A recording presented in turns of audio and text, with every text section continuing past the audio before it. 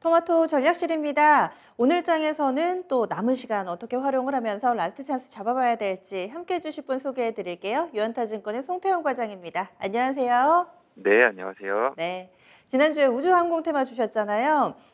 그리고 이번 한 주 동안에도 이와 관련된 종목군들 여전히 관심권 내에 있었습니다. 한화 시스템이었죠. 한 주의 흐름 짚어주세요.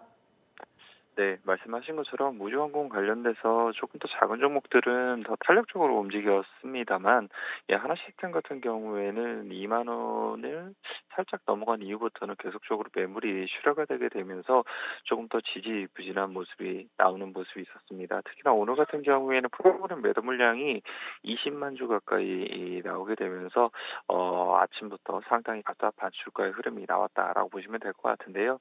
이런 수급적인 부분은 일정 부분 기간적으로는 나을 수 있기는 하지만 어느 정도 모멘텀이라든지 이런 것이 보다 부각이 되게 되었을 때는 반대로 또 역으로 들어올 수 있는 부분이 상당히 많기 때문에 이러한 수급적인 요인에 의해서 주가가 조정을 받았을 때에는 저가 매수의 기회로서 활용을 하셔야 되지 않을까 이렇게 생각을 하고 있습니다.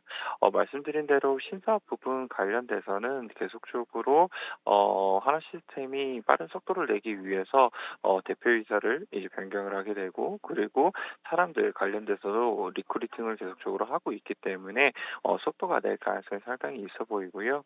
UAM 관련돼서도 대한항공이 사실상 신사업으로서 이제 생각을 하고 있을 만큼 시장 자체가 상당히 커질 수 있을 것으로 예상이 되고 있습니다. 그래서 하나 시스템 같은 경우에도 방향성을 상당히 좀 잘 잡았다고 생각을 하고 있고요. 이미 기체를 확보를 해놨고, 그 관련돼서도 조금 더 빠르게 다른 업체들보다도 성과가 나올 수 있지 않을까 이렇게 기대해 볼 수 있는 것 같습니다. 그리고 본업에서도 실적에 대한 부분 자체가 계속적으로 꾸준히 이 캐시카우의 역할을 해줄 걸로 예상이 되고 있기 때문에 어느 정도 이 본업이 이 캐시 돈을 계속적으로 벌어주고, 그 다음에 신사업에 대한 모멘텀이 계속적으로 주가에 이 모멘텀으로서 작용을 해주게 되었을 경우에는 상당히 하나 시스템 주가가 더욱더 강하게 올라갈 수 있는 부분이 많아질 것이다라고 생각을 하고 있고요. 뭐 목표가라든지 뭐 순저가 같은 경우에는 그대로 유지하도록 하겠습니다. 네. 그래서 손절 라인은 16,000원, 목표 주가 26,000원 주셨는데 가격 기억하면서 앞으로의 움직임도 보겠습니다. 오늘은 어떤 기업 소개해 주시겠어요? 네, 오늘은 두산중공업 말씀드리고자 합니다. 네. 원전 테마도 핫하죠. 두산중업 그런데 또 이런 테마를 접근을 할 때는 좀 가볍고 빨리 움직이는 종목을 접근을 해야 될지 아니면 정말 실질적으로 알맹이가 있는 종목을 접근해야 될지 투자 성향에 따라서 약간의 의견이 엇갈리던데요. 두산중공업은 어떤 매력이 있는지 이 시간 정리해 주시죠. 네, 말씀하신 것처럼 사실 단기 매매를 하시기 위해서는 조금 더 작은 종목들이 좋아요. 시가총액이 낮고 뭐 그런 부분이 있기 때문에 훨씬 더 변동성적인 측면에서 좋을 수 있기는 하지만 두산중공업 같은 경우에는 사실상 사업에 대한 부분을 실질적으로 하고 있는 부분이 있고요. 뉴스를 보게 된다 하더라도 이제 한미 관련돼서 원전 협력에 대한 효과를 정말 실질적으로 누릴 수 있는 종목이 될 수 있지 않을까 이렇게 생각을 하고 있습니다. 그리고 이제 우크라이나 관련돼서도 이제 미국의 원전 관련된 회사가 계약을 맺게 되면서 추가적으로 두산중공업의 수주에 대한 부분이라든지 이런 부분을 기대해 볼 수 있는 부분이 있다라고 생각을 해볼 수가 있는 것 같고요.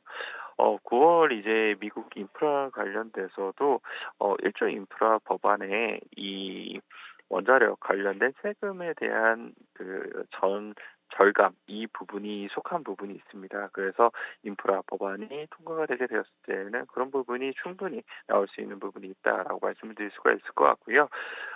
그리고 이제 이 9월 미국 인프라 법안 관련돼서 좀 더 말씀을 드리게 되면은 요즘 보게 되면 미국이 상당히 태풍 영향을 받게 되면서 자연재해가 상당히 이 뉴욕시라든지 이런 데를 강타를 하고 있는데, 이에 따라서 인프라에 대한 노후된 인프라에 대한 개선에 대한 목소리가 상당히 높아지고 있습니다.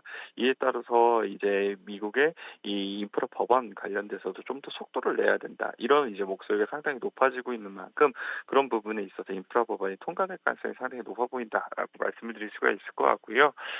미국 인프라 법안이 통과가 되게 되면은 아까 말씀드린 이제 원자력 관련돼서 좋기도 하겠지만 이 두산 밥켓을 또 빼놓고 이야기는 할 수 없을 것 같아요. 사실 두산중공업 같은 경우에는 두산 밥켓의 지분을 가지고 있는 부분이 있기 때문에 두산 밥켓이 이러한 인프라 법안에 의해서 수혜를 받게 됐을 경우에는 추가적으로 수혜를 같이 이제 받을 수 있는 기업이 될 수 있지 않을까 이렇게 기대를 해볼 수 있는 부분이 있는 것 같습니다. 그래서 인프라 법안 관련돼서 원자력 쪽도 좋아질 수가 있고 그리고 이러한 인프라 관련된 구축에 의해서도 좋아질 수 있는 부분이 있다. 이렇게 두 가지로 보시면 될 것 같고요. 마지막으로 친환경 관련된 발전 사업 같은 경우에도 해상 풍력 관련돼서도 계속적으로 두산중공업이 사업에 대한 부분을 잘 전환을 하고 있다라고 보시면 될 것 같고요. 그 외에도 뭐 수소 연료전지 관련된 부분이라든지 이런 부분도 지금 두산 퓨얼스에 관련돼서 잘 영위를 하고 있기 때문에 친환경 관련된 모멘텀도 한번 생각을 해볼 수 있는 부분이 있는 것 같습니다. 크게는 그럼 두 가지네요. 이 미국의 인프라 투자와 관련된 기대감, 여기에다가 원전 쪽, 친환경과 관련된 부분, 플러스 알파 요인으로 체크를 해주셨는데, 확실히 미국 쪽에서 요즘에 기상이변 때문에 여러 가지 사건, 사고들이 끊이지 않습니다. 뭐 간밤에 미국에서 퀀타 서비스라는 업체가 S&P 500에서 가장 크게 오르기도 하던데요. 두산중공업, 그렇다면 어떻게 또 접근을 해봐야 될지 가격 전략 알려주세요. 네, 두산중공업도 요 근래에 사실 한 2만 원에서부터 반등이 나오기 시작을 했습니다. 그리고 사실 이번 주 중에 8월 9월 1일 날 이 양봉이 조금 더 길어진 부분이 있기는 했었는데요.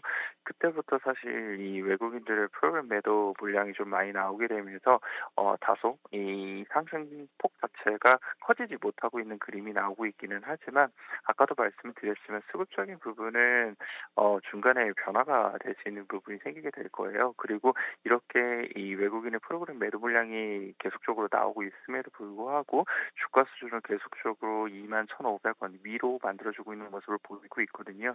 그래서 이런 점을 생각을 해보게 되었을 때 지금 구간에서 충분히 접근이 가능해 볼 만하다라고 말씀드리고 싶고요.